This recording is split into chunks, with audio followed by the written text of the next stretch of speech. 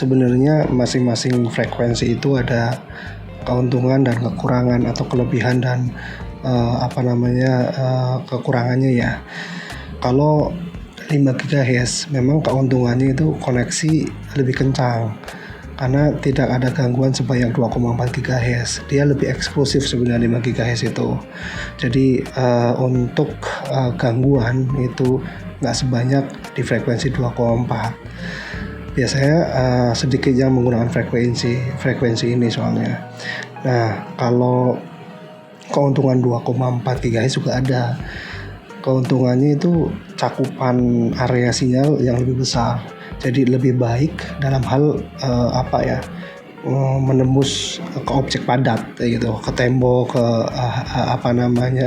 ke objek padat yang lain itu 2,4 itu lebih oke. Seperti itu.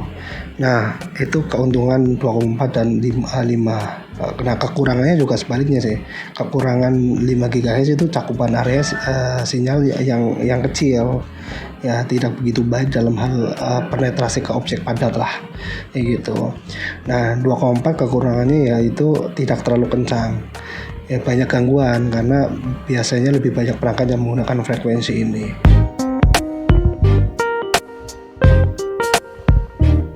Sebenarnya untuk mendapatkan sinyal itu ada beberapa hal ya. Yang memang salah satunya itu tergantung gadgetnya. Ketika gadgetnya itu chipset receiver sinyalnya bagus, artinya dia lebih kencang untuk dapetin sinyal, ya kan. Dan ada beberapa juga yang ditentuin hal-hal kayak baterai dari gadget itu. Ketika baterainya katakan persennya itu kecil, ya baterai lowbat ya kan, itu dia itu untuk kecepatan data internet ya kan lewat wifi itu akan semakin kecil, dikecilin sama operating sistemnya biasanya.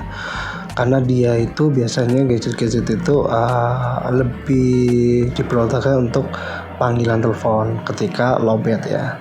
Jadi selain chipset gadget ya kan, juga dari sisi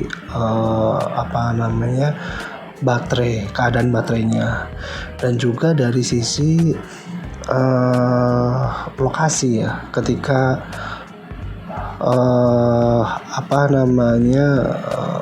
orang dengan gadget itu jauh dari pemancar sinyal, dia pasti akan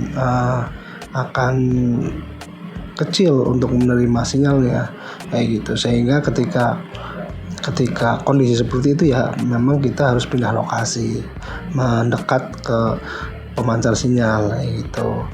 Dan juga ada juga selain itu juga kalau semisal di situ crowded, katakanlah di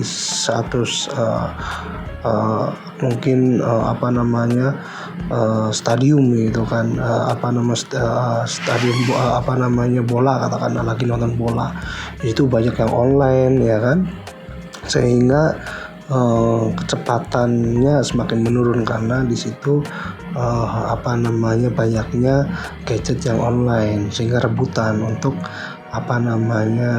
koneksi internetnya seperti itu sih. Jadi kecepatan kencangnya sinyal ya kan itu tergantung beberapa hal, di antaranya itu tadi.